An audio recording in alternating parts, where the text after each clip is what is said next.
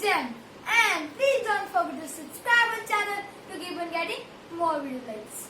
Today, Anishit Sharma stands before you to tell you something about the poet of the poem A Thing of Beauty written by John Keats.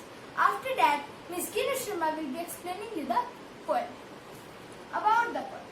John Keats was born in London in the year 1795 and died in Rome in 1821 at the young age of 25 due to illness.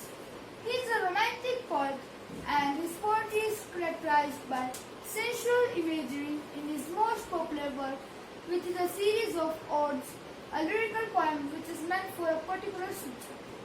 Today, his poems are one of the most sought after creations in English literature. The above given poetry is an excerpt from his poem Endymion, a poetic romance 1818 considered to be an epic. Now, Miss Kina Sharma will be explaining you the poem. Thank you. Thank you, Nishit. So today we are going to discuss about the poem A Thing of Beauty by John Keats. It is from grade 12 syllabus, Flamingo book, CBSE syllabus. Before I start the explanation of the poem, as usual, I just want to ask you some question. What do you think the beauty is? What are the things attract you?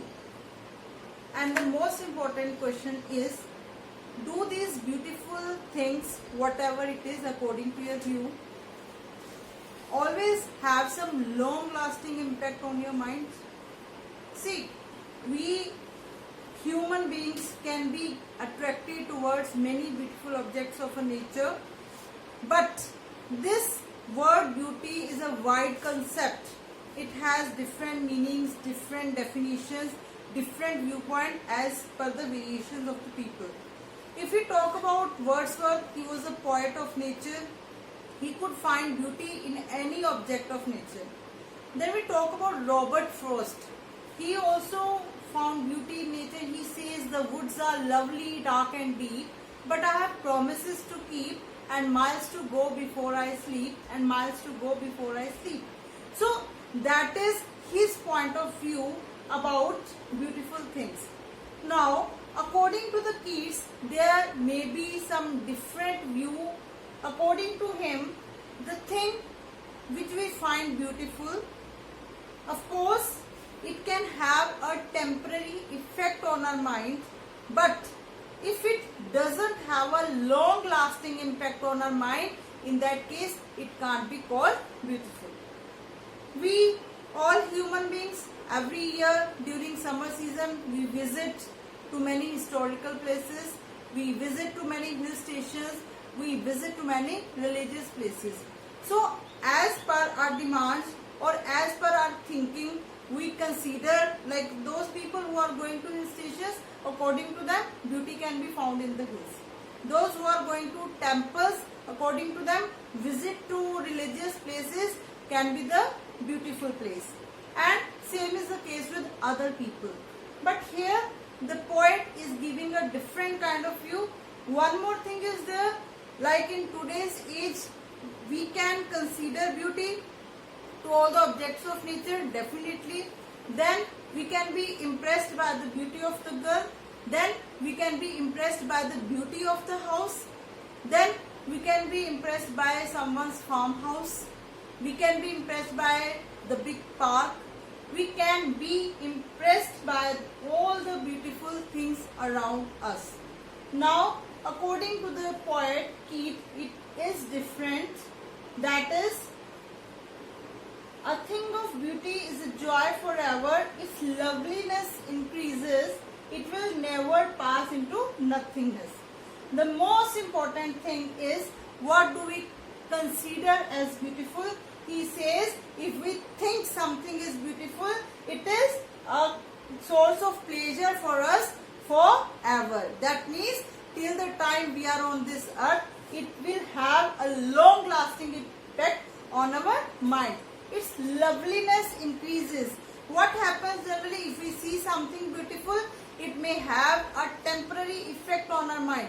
But if we actually consider it as beautiful, it can have a long lasting impact, and in fact what will happen as the time will pass, its loveliness will keep on increasing. How? Suppose someone is sitting in a pensive mood, someone is sitting in a sad mood, and at the same moment that particular beautiful object, it can be anything, appear before your eyes, and there is a sudden smile on your face. Just like in Wordsworth say in Daffodils, he says, whenever I am in sad or pensive mood, I think of the daffodils. That means whenever he is sad, he is thinking about those daffodil flowers, and that daffodil flowers always give him that kind of happiness which he had experienced when he had actually visioned that. Same is the case with we human beings. Not about these beautiful objects of nature. Sometimes we watch comedy movies, and what is the impact of those comedy movies? Sometimes some particular scene affects our mind that much that whenever we think about that scene, there is always a smile on our face. So it may be after 10 years, it may be after 20 years, or even more time than that. Still, it will keep on increasing. So this is what the poet says, that a thing of beauty is a joy forever, and its loveliness keep on increasing with the passage of time. That means you are not going to forget about it. In fact, it will keep on increasing and increasing. It will never pass into nothingness.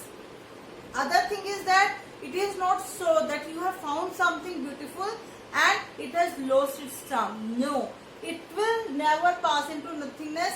Of course, we are going to get something out of it whenever we see something beautiful around us. But we'll keep a bower quiet for us, and a sleep full of sweet dreams and health and quiet breathing. What is bower? It is a shady place under the tree.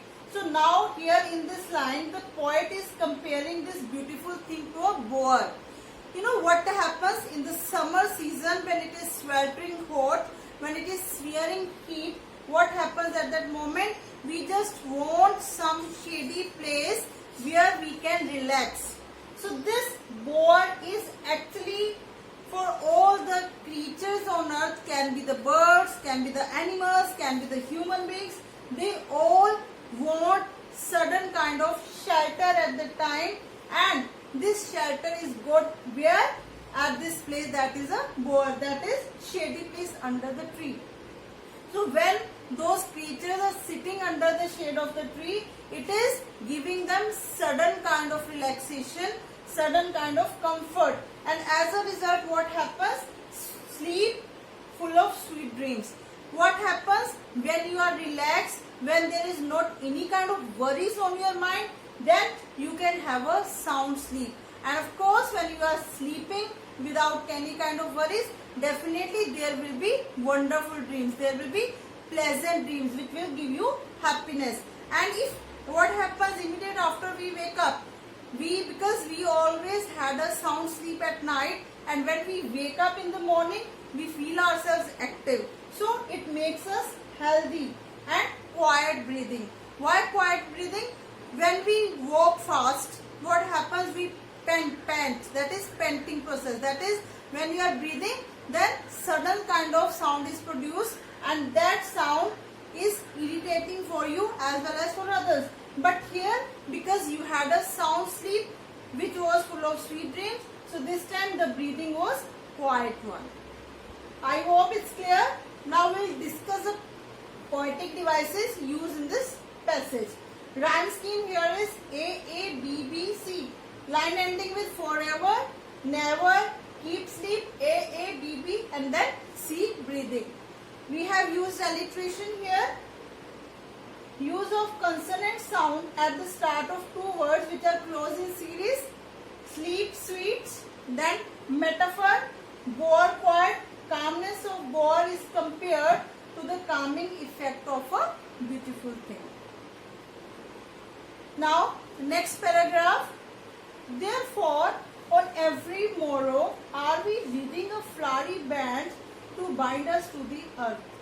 Now, what happens?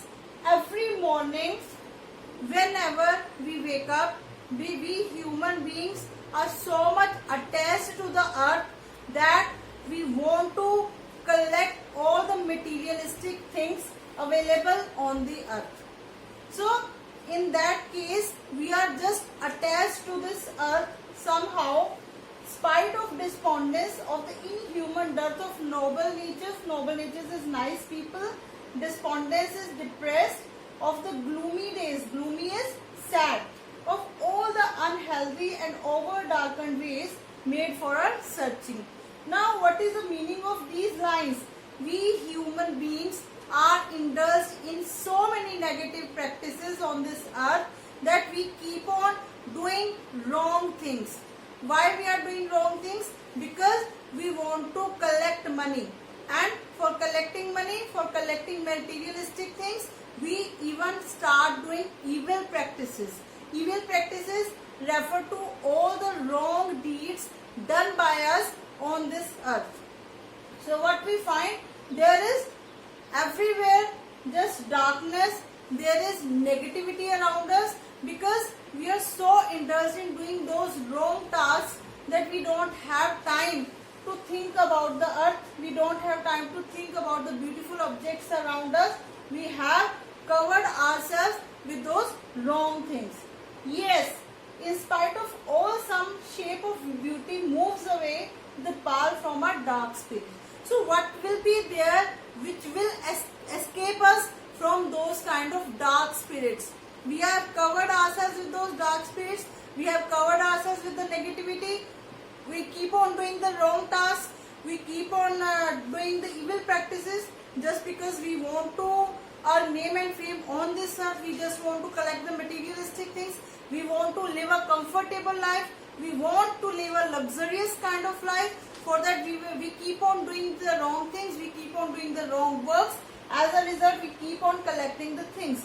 But at that moment also, if something can escape us, that is a beauty. It will move away the pall. Pall is actually a coffin, we can say cloth, which covers our body. So our body is covered with the dark spirits. Our body is covered with those evil practices, and we can be saved from those things only if we start appreciating the beauty which is presented before us by nature. Now we will discuss the poetic devices used in this passage. Anaphora is used, as I have told you earlier also, use of same word in two consecutive lines. It is starting with of noble natures, of all the unhealthy. Next is alliteration, use of consonant sound at the start of two words which are close in series. Be in band by and in noble nature, as in some shape. Then metaphor, wreathing a flowery band, that is the beautiful things of our life bind us to the earth. Imagery, creating a sensory effect of beautiful things lined up in a string. A flowery band to bind us. Inversion is normal order of words is reversed. Are we reading a flowery band? It should be we are reading a flowery band. So what we found here in this passage is that we are attached to the earth. There may be two reasons, as I have told you, that we are attached to the materialistic things, and there is one more way, because some critics say that the meaning can be that. So that is, we are attached to the earth because of the beautiful objects of nature. So because the poet is there, so interpretation may be different. So let's start with the next passage. Such the sun, the moon, trees old and young, spouting a shady boon for simple sheep, and such are daffodils with the green world they live in, and clear rills that for themselves a cooling covert make against the hot season the mid-forest break. Now the poet is telling us about the list of all beautiful objects of nature which are provided to us by God. So first of all, let's talk about the sun. Immediate after waking up, what we experience, the sunlight. What happens when we feel that there is sunlight? We immediately wake up because we get ready for our day-to-day work. So sun gives us energy immediate after we wake up. So this is actually the most beautiful object on earth given to us by God. Then the moon. Whenever there is moonlight, what we come to know, that now it is the time to relax. Now it is the time for us to sleep. because we had worked hard throughout the day. So this moon is indicating us to relax, to rest. So next is trees, old and young, sprouting a shady boon. Next is trees. Trees are very important for us. We from the very small classes we start reading about the trees, what are the benefits of the trees. But the most important benefit is we can live on this earth only if trees are there, because trees release oxygen and we can live on this earth if we can breathe properly. So there are trees, old and young. Old is, that is the trees which had been there for so many years, now they have become old. And young, which we have planted just now, and they have started sprouting. And this is a kind of shady boon for simple sheep. Here simple sheep is actually referring to all the human beings on earth, because trees are not making any kind of discrimination among all the creatures on the earth. Whether there are birds, there are animals, there are human beings. Trees are giving their shade equally to all the creatures on this earth. And such are daffodils with the green world they live in. Next example, we are being told here about the daffodil flowers.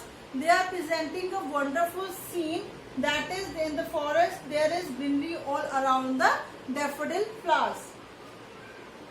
And clear rills that for themselves a cooling covert make. Rills is a small stream against the hot season. Now what happens during summer season? We always prefer to go to some water park. And what we do there? We go for different kind of water activities. We enjoy playing there in water, because in hot season, in summer season, we just want something cool. And what to say of this covert which is provided by God to us? There is a small stream, and it is a natural stream, and when this is too hot season, we go there, we can relax, we can have fun, we can enjoy it to the fullest. Now poetic devices. Here poetic devices used are alliteration, use of consonant sound at the start of two words which are close in series. S is sprouting shady, simple sheep, scene, cooling covered. Imagery, trees giving shade, sprouting shady boon, growing process of daffodils, daffodils with the green world they live in, clean river streams, that is clear rills, antithesis, that is two opposite words used together, old and young. Now, rich with the sprinkling of fair musk rose blooms, and such too is the grandeur of the dooms we have imagined for the mighty dead, all lovely tales that we have heard or read, an endless fountain of immortal brim pouring unto us from the heavens brink.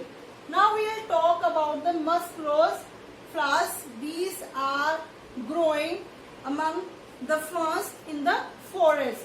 So they are sprinkling, they are shining even from the farthest place. So they are presenting a wonderful picture before us. Next is, such too is the grandeur of the dooms we have imagined for the mighty dead. Then grandeur is high rank or socially important. Mighty is enormous, strong we can say. Immortal, never dying. Brink is age. So in this we come to know about all those people who have sacrificed their lives, who have spoiled themselves just for the sake of other people. All lovely tales that we have heard or read. We come to know about soldiers, those who sacrificed their lives. We come to know about many other people who have put their imprints in the history. Then we come to know about the tasks or the deeds done by them, how much difficulties they have faced in their life. And this is all not for their selfish motive. In fact, they had been selfless throughout the time, and they had been saving the lives of other people. So hearing about those people, we get a certain kind of inspiration for us. That means we get to know how after doing the good deeds, those people have completely forgotten what they have done for the other people. That is a selfless task. So we are getting inspiration from those people. This is also a sudden kind of beauty presented before us, that is giving us inspiration, that is motivating us to do something good. An endless fountain of immortal drink pouring unto us from the heavens brink. Now in the last two lines, what is happening? We human beings are getting so many things from God to live on this earth. One and the most important thing is water. The God is continuously sending us nectar from the heaven's edge. That is directly from the heaven. God is sending us water, and this water is essential for us to live life on this earth. So in that case, God has even given us so many beautiful things on this earth, and what should we do? We should keep on appreciating for whatever we see around us. Now let's discuss the poetic devices of this. Alliteration, use of consonant sound at the start of two words which are close in series. H in have heard. Metaphor, immortal drinks. Beautiful objects are of nature are forever like a never-ending portion of a drink. See, God never stops sending us water from the heaven. Rhyme scheme is used in every stanza of the poem. Forever, never, keep, sleep, dead, red. Then there is imagery. Bushes full of musk roses. Sprinkling of fair musk rose blooms. Books describing valor of fighters. Grandeur, mighty dead. God providing us with best things. Pouring from the heavens brink.